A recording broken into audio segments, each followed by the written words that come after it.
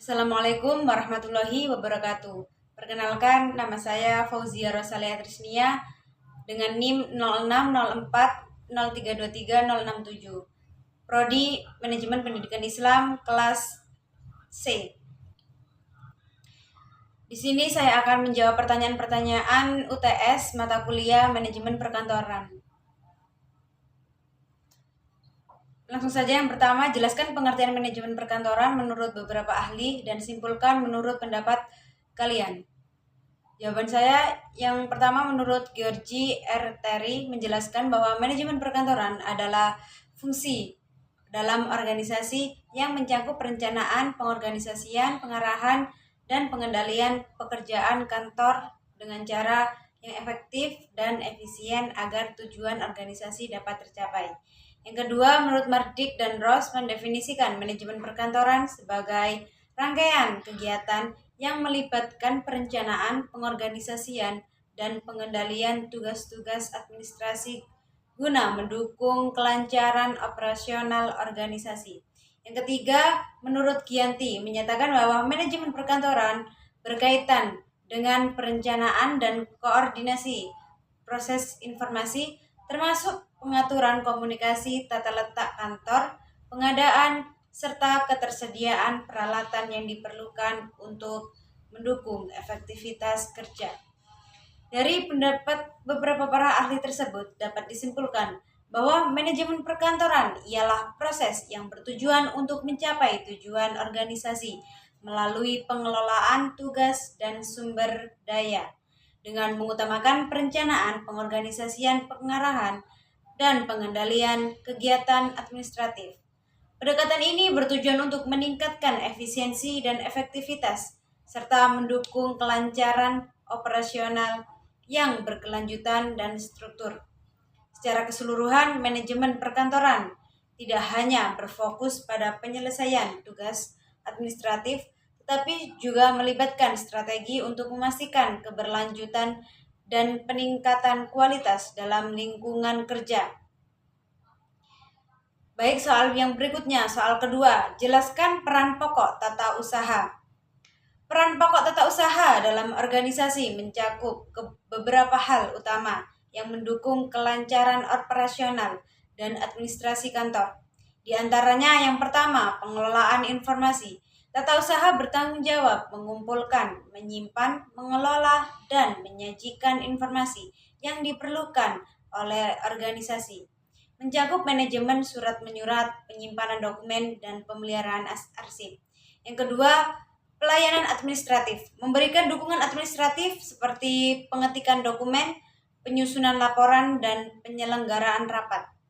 Tata usaha memastikan semua dokumen dan kegiatan administratif dilakukan secara efisien. Yang ketiga, pengaturan jadwal dan kegiatan. Mengelola jadwal pertemuan, kunjungan, dan aktivitas lainnya di kantor. Tata usaha juga bertugas untuk mengkoordinasikan kegiatan dan memastikan semuanya berjalan sesuai rencana. Yang keempat, pengendalian inventaris. Melakukan pengelolaan peralatan dan perlengkapan kantor, termasuk pengadaan, pemeliharaan, dan pencatatan barang-barang yang dimiliki kantor. Yang kelima, mendukung pengambilan keputusan. Menyediakan data dan informasi yang akurat dan tepat waktu untuk mendukung pimpinan dalam mengambil keputusan. Tata usaha berperan dalam menyajikan laporan dan analisis yang dibutuhkan.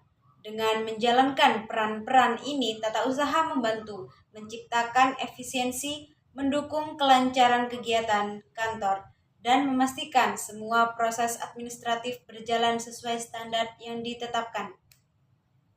Pertanyaan yang ketiga, dilihat dari jenjang manajemen perencanaan dibagi menjadi 3 jenjang perencanaan. Jelaskan 3 jenjang perencanaan tersebut.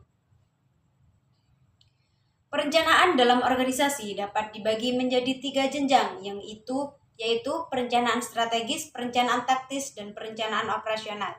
Yang pertama, perencanaan strategis. Jenjang ini dilakukan oleh manajemen tingkat atas dan berfokus pada tujuan jangka panjang organisasi, biasanya untuk periode 3-5 tahun ke depan. Perencanaan strategis mencakup penetapan visi, misi, dan tujuan besar organisasi, serta langkah-langkah utama untuk mencapainya. Contohnya menentukan arah pengembangan produk baru atau ekspansi pasar. Yang kedua, perencanaan taktis.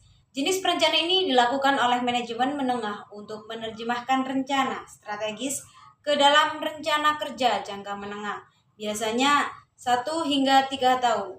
Perencanaan taktis lebih spesifik daripada perencanaan strategis, seperti menetapkan anggaran tahunan, membuat program pelatihan, atau mengembangkan kebijakan pemasaran. Yang ketiga, perencanaan operasional. Jenjang ini adalah yang paling spesifik dan dilakukan oleh manajemen tingkat bawah untuk rencana jangka pendek, biasanya kurang dari 1 tahun. Perencanaan operasional melibatkan pengaturan kegiatan sehari-hari seperti jadwal produksi, tugas harian karyawan, atau pemeliharaan peralatan. Dengan memahami 3 jenjang perencanaan ini, organisasi dapat memastikan bahwa semua tingkat manajemen bekerja secara selaras untuk mencapai tujuan bersama. Soal yang keempat, suatu organisasi memiliki syarat-syarat tertentu agar dapat diakui sebagai organisasi. Sebutkan syarat-syarat tersebut. Suatu organisasi diakui sebagai organisasi jika memenuhi beberapa syarat. Di antaranya yang pertama, tujuan bersama. Organisasi harus memiliki tujuan yang jelas yang ingin dicapai oleh seluruh anggotanya. Tujuan ini menjadi dasar dari keberadaan dan kegiatan organisasi. Yang kedua, kelompok organisasi. Organisasi terdiri dari sekelompok orang yang bekerja sama. Anggota-anggota ini memiliki peran dan tugas yang saling mendukung untuk mencapai tujuan organisasi. Yang ketiga, struktur terorganisasi. Harus ada struktur yang jelas seperti pembagian tugas, wewenang, dan tanggung jawab agar kegiatan dalam organisasi dapat berjalan teratur dan efisien. Yang keempat, kerjasama anggota. Anggota organisasi harus bekerja sama untuk mencapai tujuan yang telah ditetapkan. Kerjasama ini memastikan bahwa semua upaya terkoordinasi dengan baik. Yang kelima, keteraturan dalam kegiatan. Aktivitas dalam organisasi harus terencana dan teratur dengan mengikuti prosedur atau aturan yang telah disepakati. Dengan memenuhi syarat-syarat tersebut, suatu kelompok dapat berfungsi sebagai organisasi yang efektif dalam mencapai tujuannya. Soal yang kelima, berdasarkan lalu lintas kekuasaan, salah satu bentuk organisasi adalah bentuk fungsional. Jelaskan ciri-ciri, kelemahan, dan kelebihan bentuk fungsional. Bentuk organisasi fungsional adalah tipe struktur di mana kegiatan organisasi dikelompokkan berdasarkan fungsi-fungsi tertentu. Berikut ialah penjelasan ciri-ciri, kelebihan, dan kelemahan dari organisasi fungsional. Untuk ciri-cirinya, organisasi fungsional yang pertama, pembagian berdasarkan fungsi. Setiap bagian atau departemen dalam organisasi dibentuk sesuai fungsi spesifik seperti pemasaran, produksi, keuangan, dan sumber daya manusia. Yang kedua, spesialisasi. Karyawan memiliki keterampilan yang khusus dalam satu fungsi, sehingga mereka bekerja secara efisien di bidang masing-masing. Yang ketiga, koordinasi vertikal. Komunikasi dan tanggung jawab biasanya mengalir dari atas ke bawah dalam satuan fungsi tertentu. Kelebihan organisasi fungsional. Yang pertama, efisiensi tinggi. Karyawan menjadi lebih ahli dalam bidang tertentu karena mereka fokus pada satu fungsi khusus. Yang kedua, koordinasi dalam fungsi lebih baik. Setiap departemen memiliki fokus yang jelas sehingga memudahkan komunikasi dan koordinasi dalam satu fungsi. Yang ketiga, pengembangan keahlian. Memungkinkan pengembangan keahlian yang mendalam bagi karyawan pada bidang tertentu. Kelemahan organisasi fungsional. Yang pertama, kurang fleksibel karena spesialisasi tinggi. Organisasi ini sulit beradaptasi dengan perubahan lingkungan yang membutuhkan kolaborasi antar fungsi.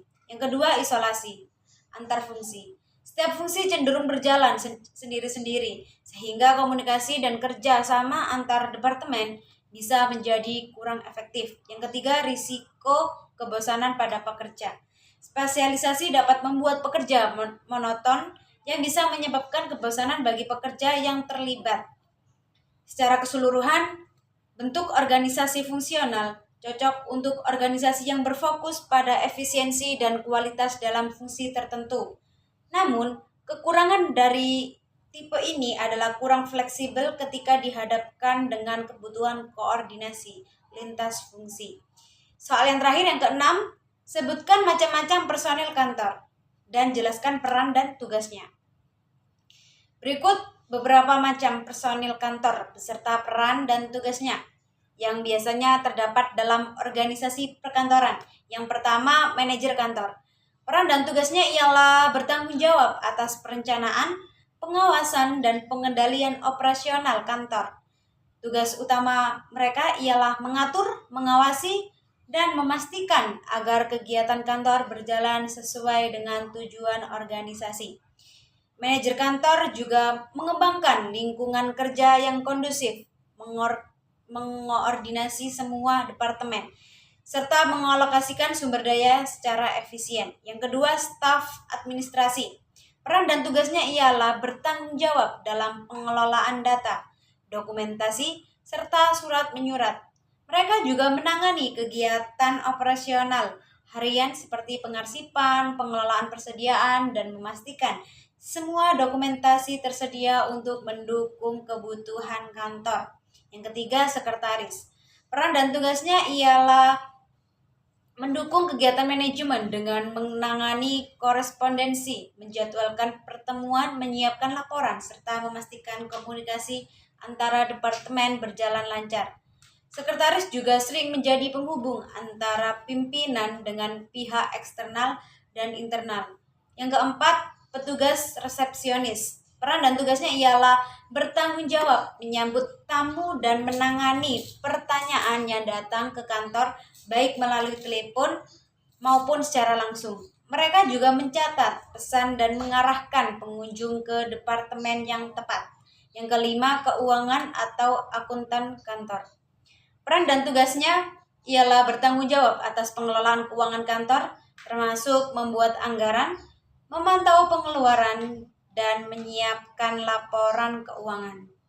Mereka juga memastikan kepatuhan terhadap prosedur keuangan dan standar akuntansi yang berlaku. Yang keenam, teknisi IT. Peran dan tugasnya ialah bertanggung jawab menjaga dan memperbaiki peralatan teknologi informasi di kantor. Mereka memastikan jaringan internet, komputer, dan perangkat lunak berfungsi dengan baik, serta mendukung kebutuhan teknis lainnya dalam operasional kantor. Yang ketujuh, petugas kebersihan. Peran dan tugasnya ialah menjaga kebersihan dan kenyamanan lingkungan kerja. Mereka membersihkan dan merawat area kantor sehingga tempat kerja tetap rapi dan nyaman bagi semua karyawan. Struktur ini membantu setiap personil untuk fokus pada perannya masing-masing, sehingga seluruh kegiatan kantor berjalan dengan terorganisir dan efisien. Berikut yang saya sampaikan, kurang lebihnya saya mohon maaf. Wabillahi taufiq wal hidayah. Wassalamualaikum warahmatullahi wabarakatuh.